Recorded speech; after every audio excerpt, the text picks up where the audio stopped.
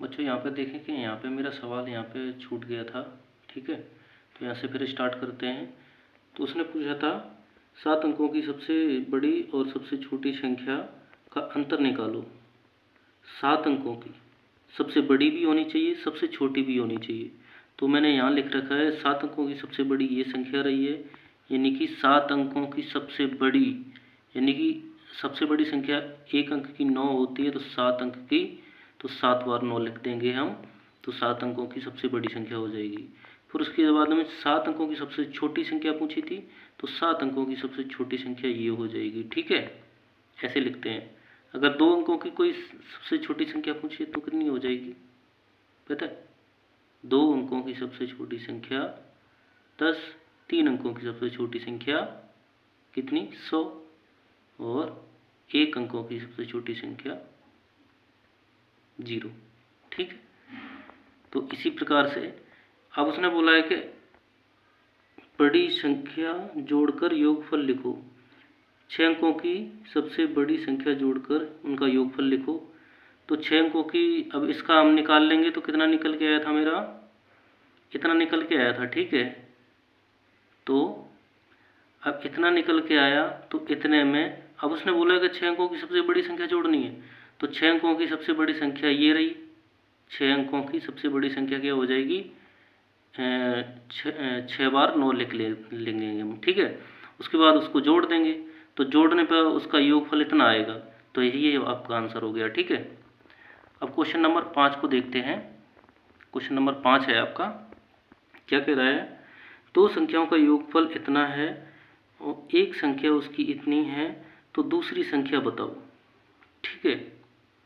तो इसमें क्या करना है, 2 संख्याओं का योगफल इतना दे रखा है, तो पहली संख्या उसने ये बताई है, तो इसमें से ये वाली संख्या में से योगफल है ये, यानी कि जोड़ के ये संख्या बनी है, तो इसमें से ये वाली संख्या घटा देंगे, तो यहाँ पे दूसरी संख्या निकल आएगी, ठीक है। वही हम कर रहे हैं, इसमें से इतना घटा दिया, इसमें से यहाँ घटा दिया था, यहाँ पे कितना बचा था, यहाँ से एक उधार ली तो 12 में से 4 गई, नहीं 11 में से 4 गई, तो 7 बची थी, तो यहाँ पे बचे हैं 2, ठीक है। 2 तो 6 जाएगा नहीं, तो हम कितने, यहाँ से एक उधार लेंगे तो यहाँ हो जाएगा 12, 12 में से 6 गई तो कितना बचेगा 6, ठीक है। अब क्या करेंगे, अब यहाँ पे कितना बचा, यहाँ से एक उधार दे दिया था, तो यहाँ पे 8 बचा है, 8 में से 4 गई तो 4 बच जाएंगी, ठीक है। तो 4 लिख दिया मैंने।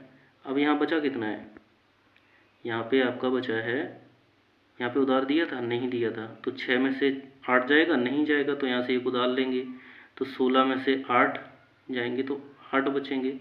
यहाँ पे 7 बच गया, 7 में से 3 कम करेंगे तो 4 बच जाएगा, ठीक है। तो ये दूसरी संख्या आपकी निकल के आ गई, ठीक। अब देखो क्वेश्चन नंबर 6 क्या कह रहा है। क्वेश्चन नंबर 6 को ध्यान से देखेंगे। एक परीक्षा में इतनी बच्चों में से इतने बच्चे उत्तीर्ण हुए, उत्तीर्ण का मतलब होता है पास, ठीक है।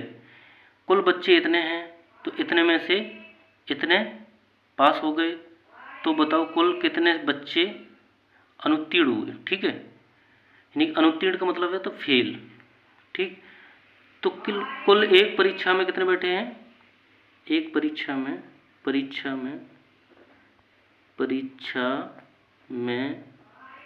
कुल बच्चों की संख्या, ठीक है, बच्चों की संख्या कितनी है, ये रही 27, 84, 72, ठीक है। 27, 84, 72 इतनी संख्या है, ठीक है। अब पास कितने हुए, इतने बच्चों में से इतने बच्चे उत्तीर्ण हो गए, ठीक है। तो क्या करेंगे, पास कितने हुए, उत्तीर्ण लिखेंगे, उत्तीर्ण बच्चे कितने हैं, 21, 86, 59, तो यहाँ पे 21, 86, 59, ठीक। अब क्या करेंगे, अब बोला क्या अनुत्तीर्ण कितने हुए, क्वेश्चन में बोला है कि अनुत्तीर्ण कितने हुए, तो यहाँ लिखेंगे अनुत्तीर्ण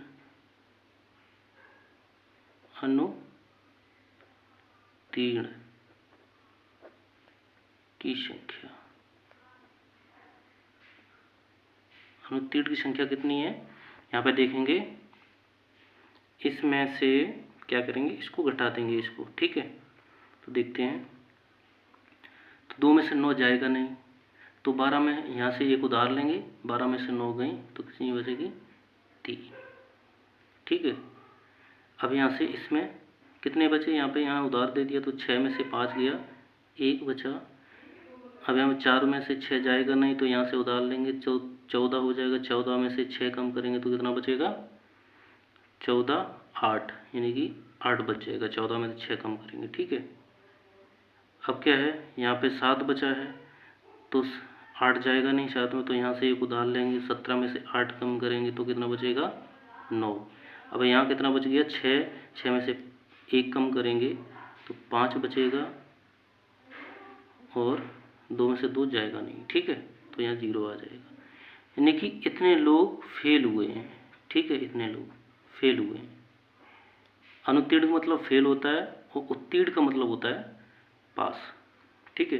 इतने लोग पास हुए थे, इतने लोग फेल हुए, कुल बच्चे इतने हैं, ठीक है। ये समझ में आ गया आपको।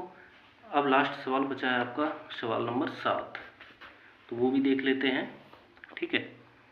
तो क्या है, एक गोदाम में इतनी बोरियां चावल की और इतनी बोरियां गेहूं की और इतनी बोरियां चीनी की, बताओ गोदाम में कुल कितनी चीनी है। कुछ नहीं है सवाल में, छोटा सा सवाल है, सिर्फ जोड़ना है। एक गोदाम में इतनी बोरियां हैं, चावल की हैं, देखो चावल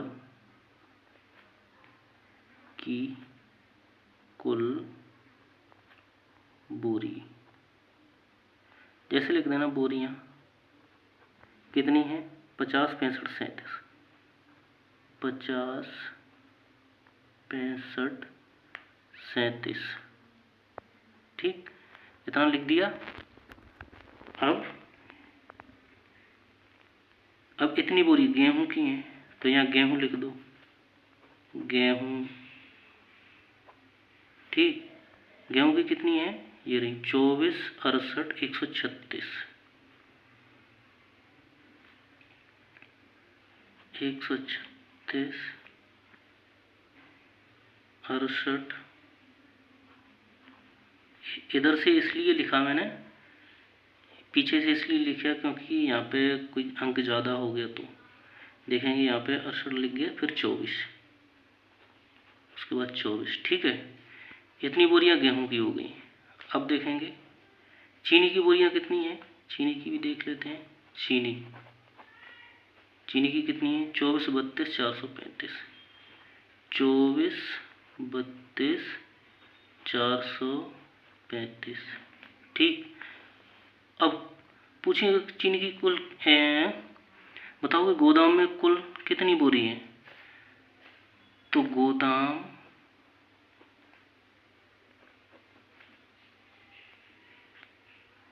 में कुल बोरियों की संख्या लिख दो, ठीक है, संख्या लिख देना। अब इसको जोड़ते हैं, कितना बचे, अब देखते हैं, जोड़ के देखेंगे कितना होगा। 7, 6, 13, 5, 13, 5, 18, 18 की 8, हासिल 1, 3, 3, 3, 3, 3, 6, 3, 9 और 1 10, 10 की 0, हासिल 1, 5, 4, 9 और 1 10 और 1 11, हासिल 1, ठीक है, 1 हासिल बच गई। 8, 2, 10, 10 और 6, 16 और 1 17, हासिल 1, 6 और 3 9 और 1 10, हासिल 1, हासिल 1 हो गई। 5, 4, 9, 4, 13 और 1 14, हासिल 1, 2, 2, 4 और 1 5। ये आपको प्रैक्टिस करनी पड़ेगी, तब आपको आएगा अच्छे से, ठीक है। अब कल हम चैप्टर चालू करेंगे तीसरा। इससे पहले सब्सक्राइब और लाइक ज़रूर कर देना मेरे प्यारे बच्चों। हम मैथ आपको सिखा देंगे अच्छे से। ये तो जोड़ घटाना था, सिंपल सा था, आपको समझ में आ गया होगा। तो कल हम आपको बताएंगे तीसरा अध्याय, ठीक है। नमस्कार।